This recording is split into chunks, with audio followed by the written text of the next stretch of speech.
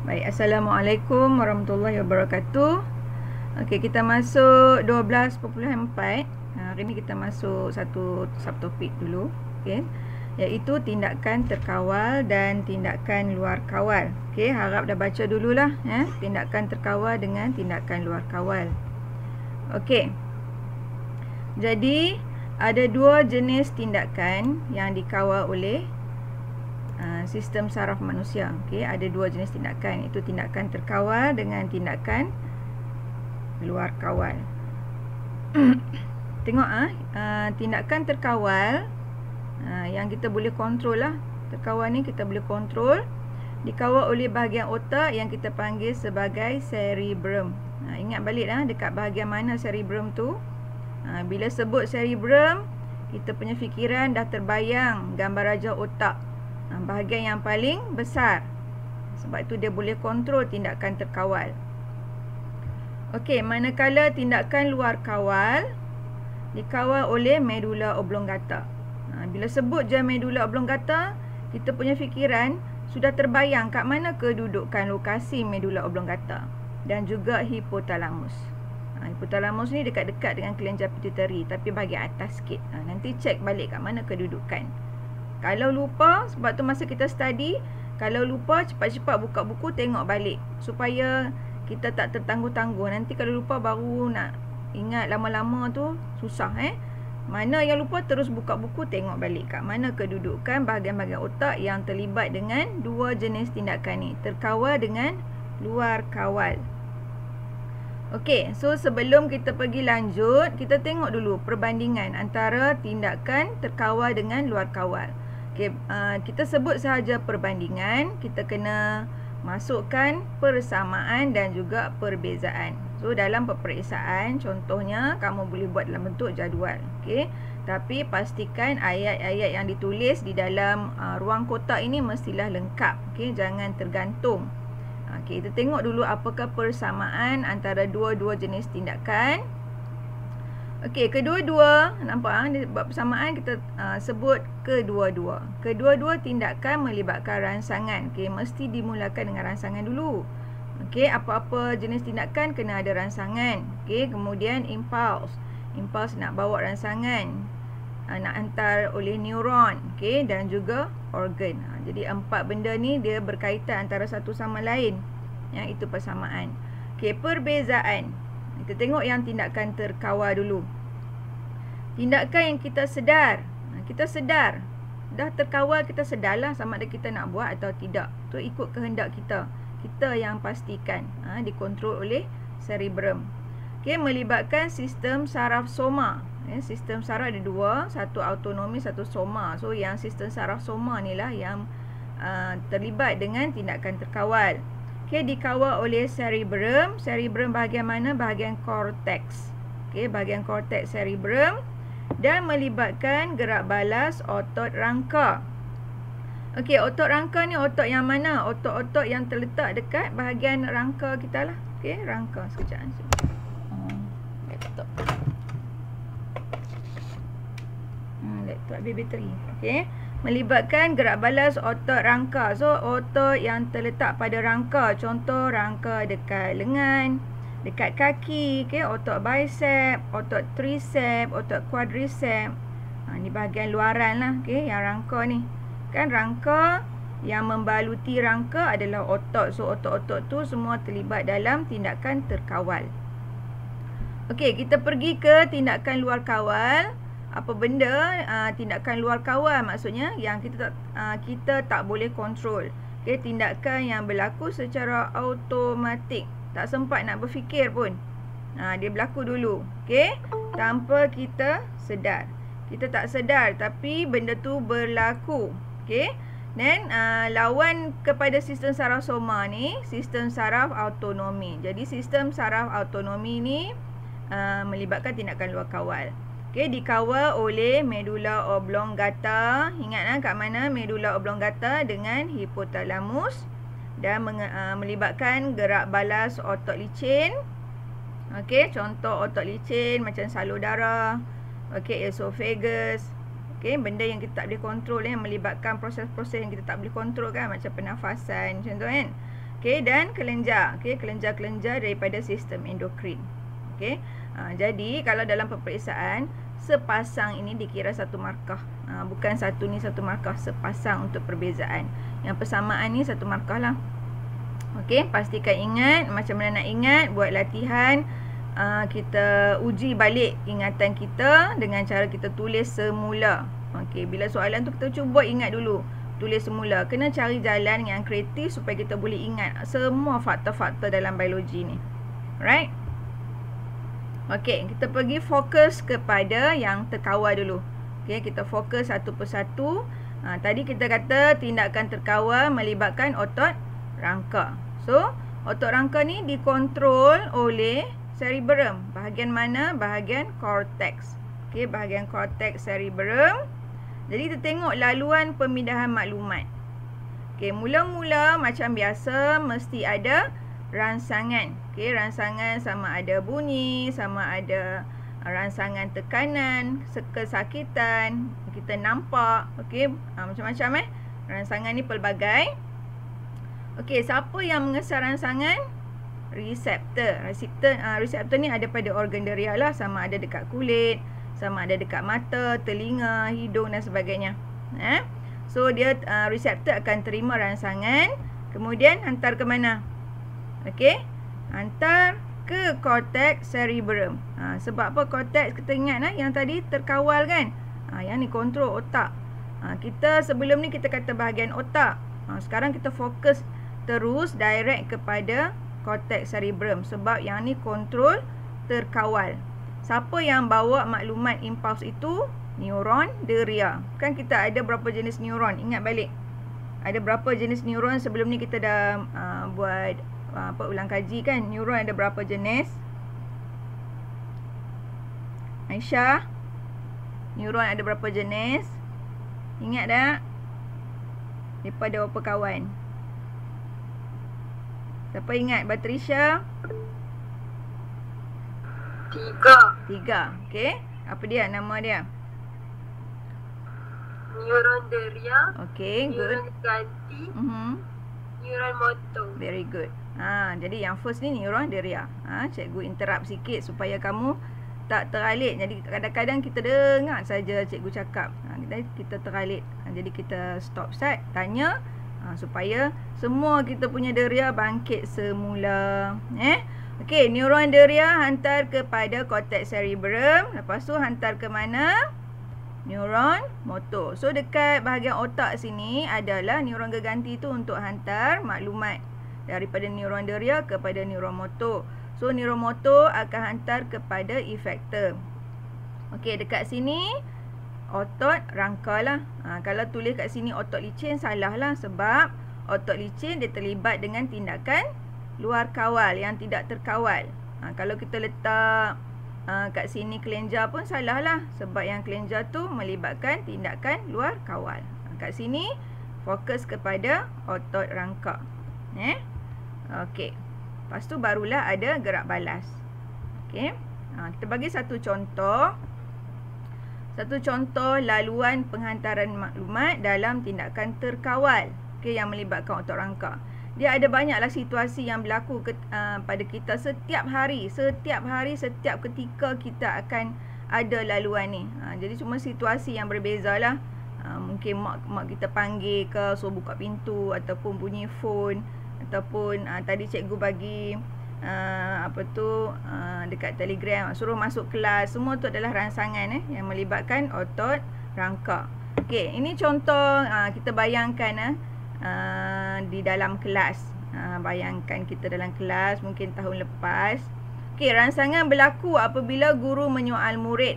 Okey, tadi sat-sat pun cikgu dah bagi rangsangan dekat Aisyah kan. Cikgu tanya soalan. Betul tak?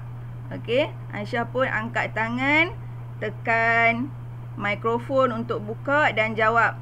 Itu adalah tindak balas, betul tak? Okey, so yang ni rangsangan berlaku apabila guru menyoal murid. So murid tu dekat reseptor dia akan menerima rangsangan dalam bentuk bunyi lah kan, sebab guru soal murid. Okey, mata dia tengok muka cikgu tu dengan keadaan tertanya-tanya cikgu tu nak tanya apa kat dia kan. Kemudian dia pun dengar soalan. Itu adalah rangsangan. Jadi reseptor tu dia terima rangsangan, hantar ke bahagian cerebrum. Okey, melalui impuls saraf ni, melalui neuron deria. Okey, hantar impuls saraf ke cerebrum melalui neuron deria. So neuron deria pun hantarlah maklumat ke bahagian cortex cerebrum. And then kat sini neuron geganti, dia akan jadi orang tengah untuk hantar maklumat daripada neuron deria ke neuron motor. Di sini akan berlaku interpretasi. So cerebrum ni, dekat bahagian otak ni, dia akan terjemah apa soalan yang cikgu tanya tu. Okey, mungkin cikgu tanya tadi kan berapa jenis neuron. So tadi otak Aisyah pun tengah diingat balik pengalaman lalu yang telah belajar. Dia ingat balik, oh cikgu biasa bagi tahu kat aku 3 jenis neuron. Masa tu otak tengah terjemah. And then dia hantar kepada neuron motor. So situasi dalam kelas, otak rangka akan mengecut dan mengendur untuk angkat tangan dan terus menjawab soalan. Ini gerak balas. Nampak tak? Okey, laluan penghantaran maklumat. So bila kita dah belajar yang ni, kita boleh kaitkanlah situasi hari-hari yang kita berlaku dekat rumah. Semuanya melibatkan rangsangan dan gerak balas. Okey, itu untung belajar biologi sebab kita boleh kaitkan dengan kehidupan seharian. Alright. Dan seterusnya kita mensyukurilah, okey, sebab kita punya semua bahagian-bahagian kita ni sihat, alhamdulillah, boleh berlaku dengan baik. Okey, bahagian ni boleh ada juga yang otak dia tak boleh terjemah. Okey, yang tu kita kena syukurlah sebab kita sihat dan normal. Okey. Okey, tindakan luar kawal lagi. So ada dua jenis tindakan yang melibatkan neuron. Ada yang melibatkan 2 neuron, ada yang melibatkan 3 neuron. Okey, sekarang ni kita nak tengok yang luar kawal pula. Luar kawal arka refleks 3 neuron. Tindakan refleks. Biasa dengar kan tindakan refleks. Okey, apakah tindakan refleks? Tindakan refleks adalah gerak balas automatik terhadap rangsangan luar tanpa dikawal oleh otak. Jadi otak masa ni, otak tak interpret lagi. Dia berlaku dengan cepat. Okey, tanpa kawalan sedar.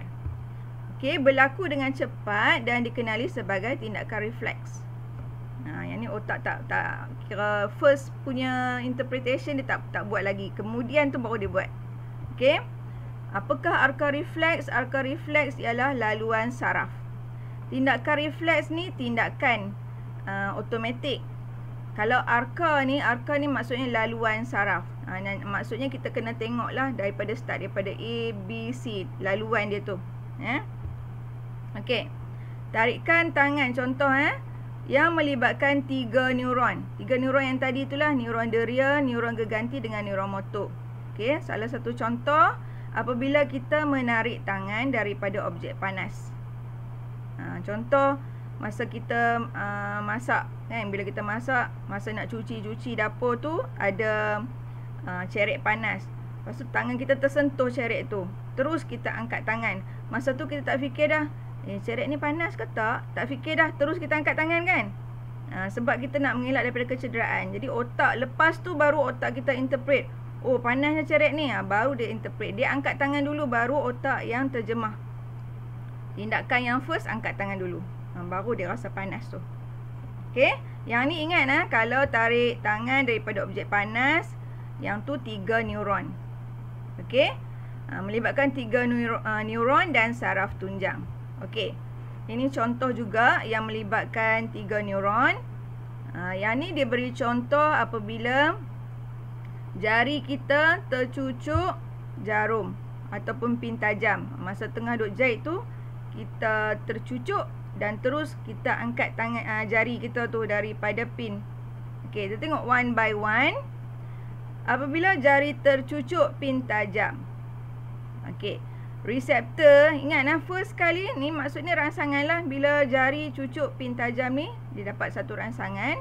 Reseptor kesan dan cetuskan impuls saraf. Okey. Impuls saraf ni dibawa oleh neuron deria ke saraf tunjang. Nampak ni? Ini perbezaan. Yang tadi, kalau tindakan terkawal, dia pergi ke bahagian mana dulu? Hafiz Syazwan? Kalau tindakan terkawal tadi, impuls saraf yang dibawa oleh neuron deria dihantar ke mana? Hafiz Syazwan.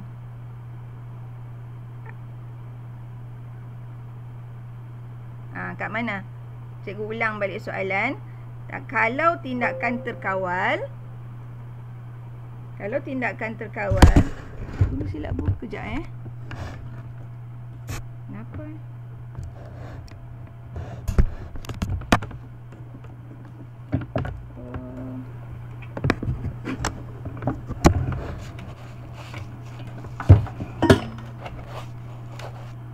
Salah pula. Sorry. Okey, Hafiz Syazwan. Cikgu ulang balik. Kalau tindakan terkawal, kan? Impuls saraf yang dibawa oleh neuron deria dihantar ke mana? Siapa boleh jawab? Hafiz Syazwan boleh jawab tak? Siapa boleh tolong Hafiz Syazwan?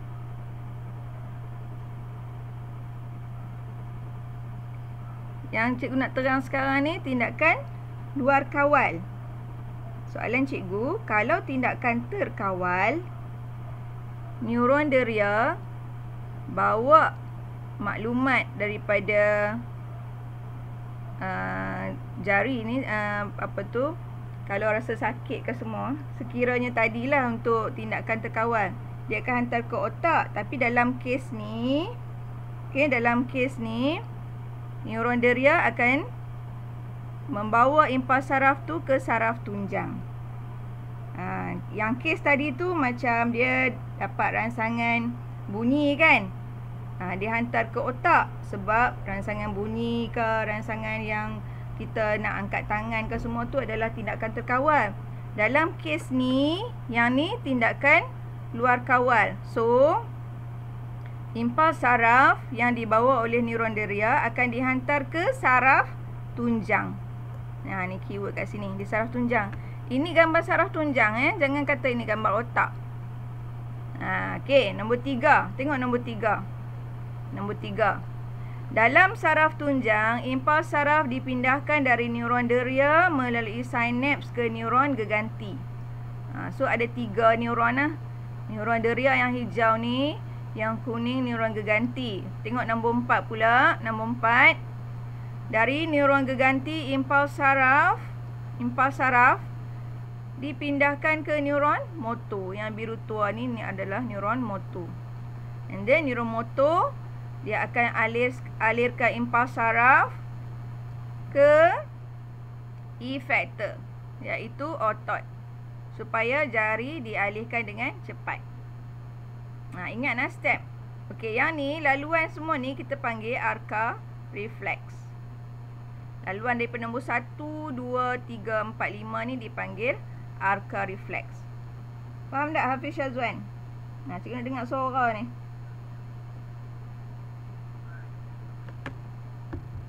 Tak dengar. Faham ya. Okey. Boleh itu beza kalau tindakan terkawal, impuls saraf dihantar ke otak. Kalau tindakan luar kawal, impuls saraf dihantar ke saraf tunjang. Kena faham yang tu. Okey, next. Apa kepentingan tindakan refleks? Apa kepentingan? Jadi gerak balas spontan tanpa perlu menunggu arahan daripada otak. Ini kita sebut sebagai tindakan refleks lah. Dia buat dulu.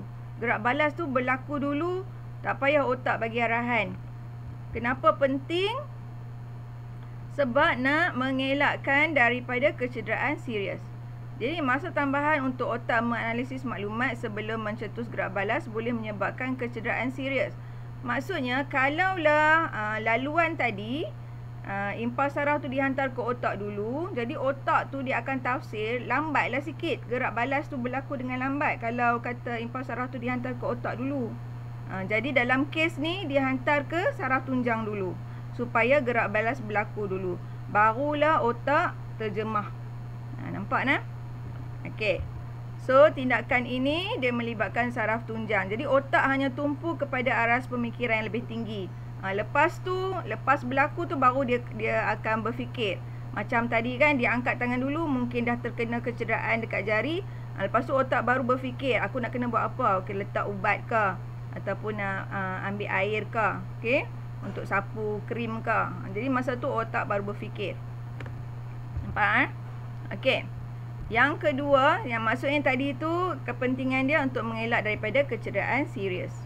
Okey, sekarang ni kita tengok pula tindakan luar kawal yang melibatkan otot rangka. Okey, dalam segi sentakan lutut. Okey, arka refleks 2 neuron. Yang tadi 3 neuron. Neuron deria, neuron motor dengan neuron geganti. Sekarang ni arka refleks dia hanya melibatkan 2 neuron saja.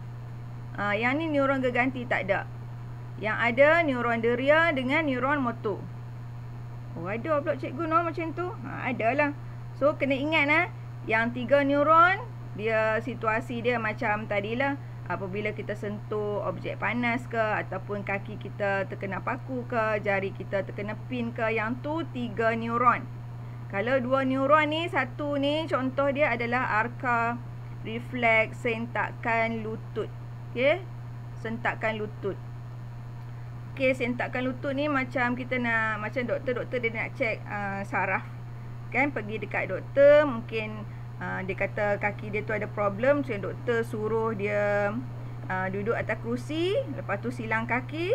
Doktor akan ambil alat macam tukul, bukanlah hammer macam kita duk guna nak ketuk paku tu. Dia ada khas untuk perubatan. So, doktor tu akan ketuk dekat bahagian tendon, bawah sikit dekat lutut tu, kat tendon. So, kalau kaki dia terangkat, maksudnya sistem saraf dia tu okey. Kalau macam tak ada tindak balas, mungkin ada problem. Itu dipanggil sentakan lutut ataupun refleks patella. Ni lutut, bahagian lutut. Okey. Digunakan untuk menguji keberkesanan sistem saraf. Ni yang macam bagi tahu tadi ni. Okey, doktor-doktor akan buat macam tu lah untuk dia cek sama ada sistem saraf dia okey ke tak. Okey, ini contoh kalau dalam makmal kita boleh cubalah. Kita guna pembaris, kita ketuk. Kadang-kadang kawan kita akan tersentak, kaki dia akan naik atas. Okey. So, kita fokus one by one. Apabila tendon di bawah tempurung lutut diketuk, okey, kita ketuk bahagian tendon sini. Otot quadriceps, kat mana otot quadriceps? Ni dekat paha kita bahagian atas ni adalah otot quadriceps. Menjadi regang dan merangsang reseptor regang untuk mencetuskan impuls saraf. Okey. Kemudian impuls saraf tu akan dibawa oleh neuron deria. Nampak? Neuron deria tu tadi kan dia dapat impuls saraf oleh reseptor regang dekat otot quadriceps ni. Dia bawa impuls saraf tu masuk ke dalam saraf tunjang. Dia tak pergi otak sebab ada ramai pelajar keliru. Dia nampak ni macam otak. Sebab dia kena kaji betul-betul. Kan cikgu bagi tahu ini adalah saraf tunjang. Otak dia berlipat-lipat. Saraf tunjang dia ada jaring kelabu, dia ada jaring putih ni. Sebab tu kita belajar dulu struktur saraf tunjang sebelum topik 12.4 ni. Okey. Neuron deria menghantar impuls saraf ke neuron motor dalam saraf tunjang. Nampak dekat sini dia hanya ada 2 sahaja neuron. Yang kuning neuron geganti tu tak ada. Okey. Nombor 3. Dihantar terus ke neuron motor. Neuron motor akan hantar impuls dari saraf tunjang ke efektor, iaitu otot quadriceps. Jadi otot quadriceps ni akan mengecut dan menyebabkan kaki tersentak ke hadapan. Tersentak ke hadapan. Okey, faham jadi tadi kita tengok situasi yang melibatkan 3 neuron. Sekarang kita tengok tindakan luar kawal, situasi yang melibatkan 2 neuron. Okey. Kejap ya cikgu tak lipi banyak-banyak. Nanti confuse. Cuma ingat yang topik hari ni, apa tindakan terkawal, apa tindakan luar kawal, contoh-contoh tindakan terkawal, contoh-contoh tindakan luar kawal. Okay, luar kawal ada dua yang kita belajar hari ni, yang melibatkan 3 neuron. Yang kedua yang melibatkan 2 neuron. Okey, terus kepada soalan. Soalan pun banyak juga hari ni. Okey. Bahagian yang manakah yang ni macam ulang kaji sikit sebab soalan objektif cikgu cari tak berapa banyak sangat untuk bahagian ni. Okey, bahagian yang manakah yang mengawal kadar pernafasan? Cikgu nak tengok Jahizah pula jawab. Jahizah, buka mikrofon, cikgu nak tanya sikit. Line okey kan? Jahizah, ada dekat line tak?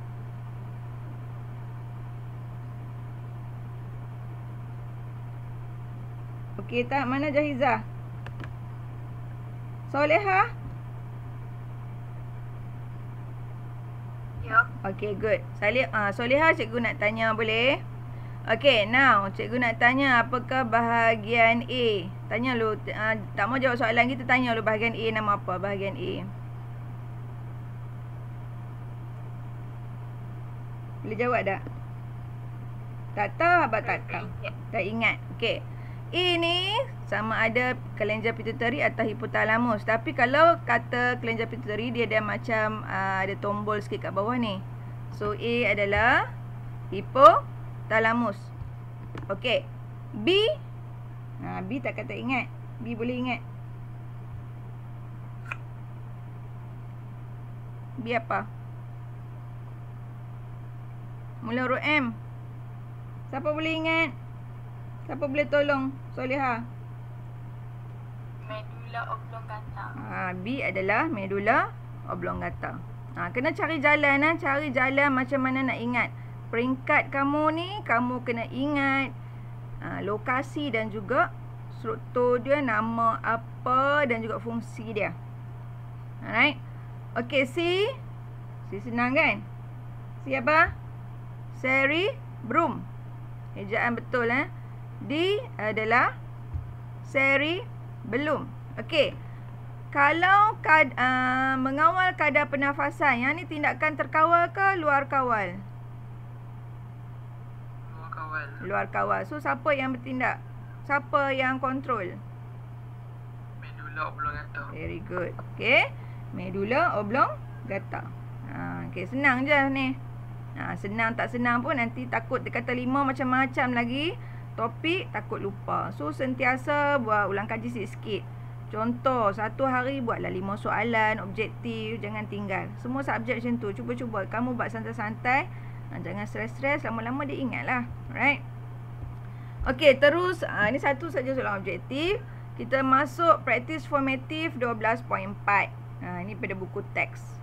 Okey, nyatakan urutan penghantaran impuls arka refleks dalam sentakan lutut. Dalam sentakan lutut, cikgu nak tanya. Siapa Ada pun banyak ni je. Kita ulang balik.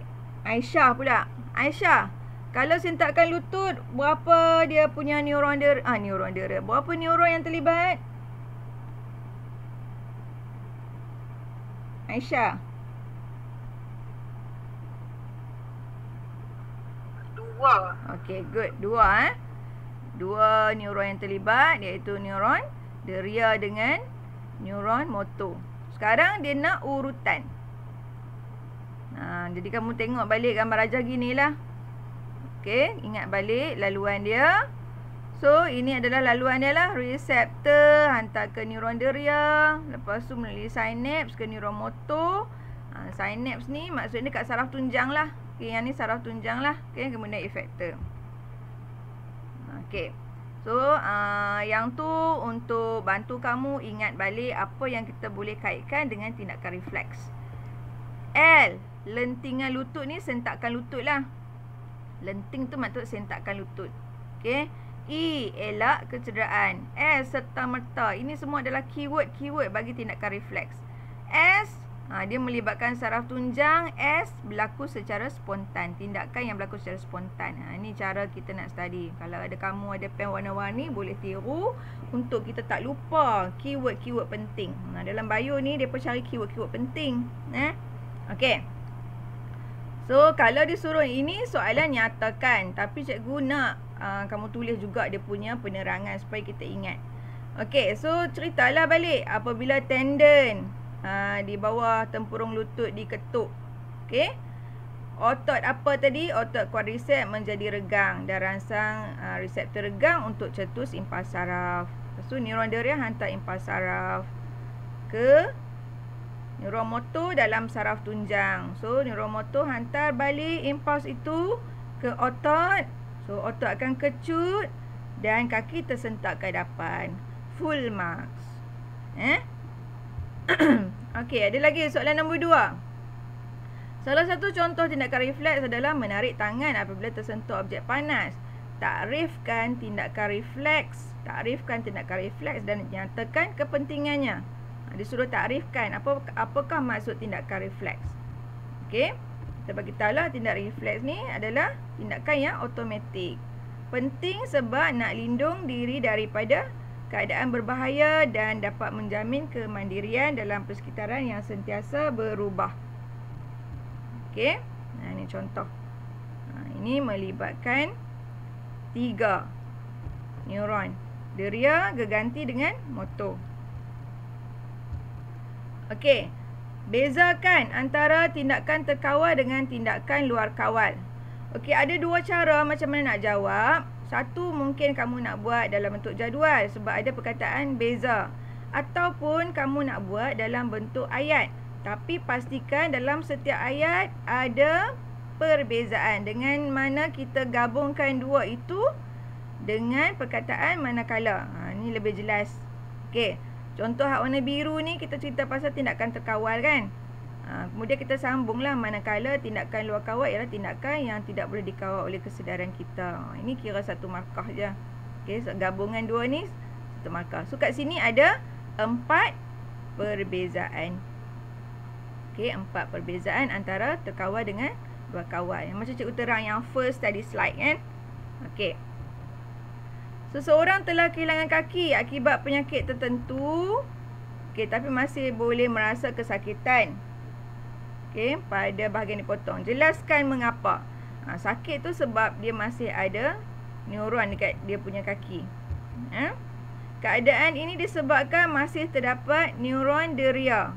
Rangsangan tu masih boleh dikesan oleh reseptor jadi oleh itu bahan neurotransmitter yang dirembeskan oleh neuron deria di bahagian dipotong boleh mencetuskan impuls saraf. Jadi dapat ditafsir oleh otak sebagai sakit. Okey, ini praktis sumatif 12. Takrifkan tindakan refleks. Sama juga macam tadi kan.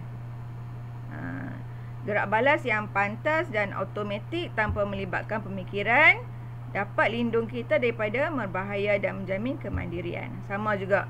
Okey, namakan kelenjar endokrin. Yang ni tak belajar lagi tapi kita boleh kaitkan dah. Kelenjar endokrin utama yang terlibat, yang dikatakan kelenjar utama. Nama dia adalah kelenjar pituitari sebab dia rembeskan semua beberapa hormon yang merangsang hormon bagi kelenjar endokrin yang lain. Okey. Kita tengok praktis sumatif 12. Ni kalau tak silap cikgu nombor 5 kot. Apa benda ni? Alright. Okey, namakan struktur X. Siapa nak jawab? Patricia. Namakan struktur X. Semua ni. Semua gambar ni gambar apa ni? Patricia. Ada dah? Saraf tunjang. Okey, good. Okey. Saraf tunjang. Dah jawab otak habis. Jawapan dia adalah saraf tunjang. Nyatakan fungsi struktur X. Dia ada neuron. Kan dalam ni ada neuron untuk hantar impuls dari otak ataupun ke otak. Dari otak ataupun ke otak. Kemudian mengawal tindakan refleks. Kontrol. Yang ni dia memang pakar lah. Saraf tunjang ni memang pakar lah tentang tindakan refleks. So dia kontrol tindakan refleks. Okey, mengapakah Y ni membengkak? Ini kita dah belajar minggu lepas. Y ni bengkak sebab ada apa kat sini? Siapa ingat? Ada yang ingat tak kenapa dia bengkak? Ada neuron apa kat situ? Deria. Very good. Ya. Okay. Dia ada neuron deria. Tapi kalau sebut neuron deria saja macam tak berapa lengkap. Kita kena bagi tahu sel badan ataupun badan sel. Dia duduk kat sini kan badan sel dia. Sebab tu kita nampak bengkak. Neuron deria memang duduk sini. Tapi yang kenapa dia bengkak tu sebab dia ada badan sel kat sini. Badan sel bagi neuron deria. Dia berkumpul di situ. Kita panggil ganglion. Kat kawasan ni kita panggil ganglion akar dorsal. Okey, lengkapkan rajah 1 dengan neuron yang terlibat. Okey, ada juga soalan SPM begini ya. Dia suruh lengkapkan rajah 1 dengan neuron yang terlibat dalam tindakan refleks. Maksudnya kamu kena lukislah. Neuron apa? Sini, lepas tu dalam ni neuron apa? Lepas tu keluar balik dekat ganglion akar ventral bawah ni, neuron apa? Okey. Mula-mula lukis neuron deria. Ni badan sel dia sebab tu dia bengkak kan. Lukis begini. Janganlah lukis komplit-komplit sampai risau tak boleh nak buat. Lukis simple macam ni dan tulis dia punya label neuron deria. Jangan tulis saja tanpa label, tak lengkap juga. So lukis dan label. Kemudian kita bubuhlah. Tengah ni neuron geganti. Jadi yang ni simple kan, bulat dan nampak sikit dia punya dendrit tu. Satu lagi, ambil warna lain ke, ataupun kalau lampu eksa pakai pen yang sama pun tak apa. Okey, neuron motor. Okey, lengkap lah. Tandakan arah pergerakan. Ada pelajar dia lupa tengok bawah ni. Dia panik sangat dapat jawab, dia lega pergi jawab soalan D. Tapi dia tak jawab tandakan, nak rugi. Tandakan, tandakan. Tandakan ni laluan dia. Buat secara anak panah. Okey. Soalan D. Jika saraf spina dipotong, cikgu lupa nak hide dulu jawapan dia. Jika saraf spina dipotong pada Z, dia kata saraf ni dipotong. Apakah kesan terhadap organ yang bersambung dengannya? Jadi organ yang sambung dengan dia tu adakah dapat impuls yang dihantar? Tak dapat kan? Jika saraf spina dipotong, neuron motor lah. Neuron motor dia tak boleh nak bawa maklumat tu ke efektor. Jadi efektor tu ada pada organ tu. Efektor tak dapatlah beri respon. Tak dapat beri respon terhadap arahan saraf tunjang. Mungkin arahan suruh angkat tangan ke angkat kaki ke, tak dapat arahan. Jadi saraf dia tu ada problem lah. Alright. Okey, soalan seterusnya. Namakan bahagian berlabel V. V ni apa? Bulat-bulat ni. V adalah mitokondria. V mitokondria. T apa? Siapa nak cuba T?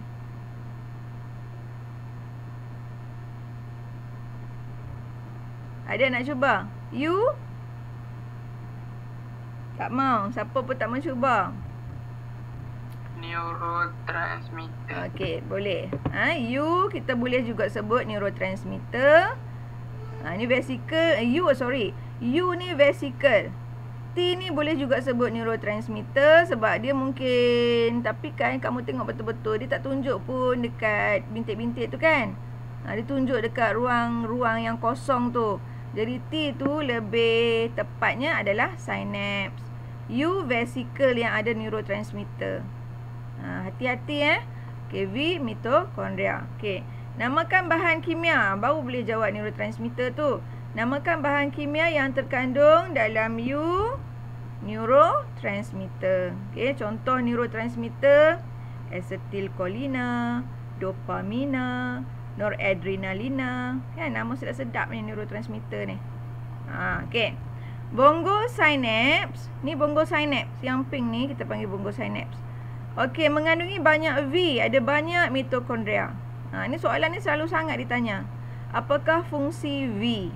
Dia nak bagi tenaga. Tenaga kat siapa? Supaya impuls boleh dihantar merentasi synapse. Okey, D. Yang ni soalan struktur lah semua ni. Lukis satu anak panah menunjukkan arah pengaliran impuls sepanjang akson. Okey, so anak panah ni. Okey. Inilah. Anak panah menunjukkan arah pengaliran sepanjang akson. Sebab ni akson soalan ni nak jawab ni ke cikgu? Nak jawab ni tak nampak ada tulis akson S kan? Akson S, so soalan yang A ni kita kena lukis pada gambar rajah A. Jangan jawab kat sini. Sebab soalan dia sepanjang akson S. Sebab tu bila jawab soalan, mata kena buka betul-betul, teliti soalan. Jangan tak boleh alik-alik. So fokus tu kena praktis daripada sekarang. Fokus dalam belajar kena praktis. Dia tak boleh, kita kena jadi habit. Okey. Terangkan mengapa penghantaran impuls melibatkan lintasan impuls melalui ET. Okey. Untuk meneruskan pemancaran impuls setelah tiba di bonggol sinaps. Kenapa kena lalu T soalan dia? Sebab dia nak meneruskan pemancaran impuls tu. Kalau tidak, impuls tu dia akan patah balik. Jadi bila ada sinaps tu dia kena lalu juga secara satu hala. Okey? Satu hala. Okey, bagaimana penghantaran impuls berlaku? Yang ni cerita yang sebelum ni kan cikgu dah terangkan berkenaan dengan vesicle synapse tu dia rembeskan neurotransmitter. Lepas tu bergabung dengan protein receptor. Dan dendrit akan dirangsang untuk cetus impuls dan dibawa oleh neuron penerima ke efektor. Okey, kait-kait semua. Okey, sikit lagi je lagi. Ni soalan tentang otak. Dia tanya Q ni apa? Terangkan tindakan yang dikoordinasikan oleh Q. Jadi kita kena tahulah, sebab tu soalan yang pertama objektif tadi cikgu tanya dulu Q ni apa. Q ni kena sebutlah. Q ialah medula oblongata. Dia buat apa? Dia kontrol tindakan luar kawal yang berlaku secara automatik. Kemudian bagi contoh. Contohnya denyutan jantung, pernafasan. Tindakan ini juga melibatkan otot lincin atau otot kardiak. Otot kardiak ni kat mana? Siapa tahu otot kardiak? Kita dengar Cikgu Rahmah pula. Cikgu Rahmah, otot kardiak kat mana Cikgu Rahmah? Hello? Ya, kat mana otot kardiak? Jantung. Pandai, mesti tahu kan. Otot kardiak ada di jantung. Yang lain Okey. Okey, R.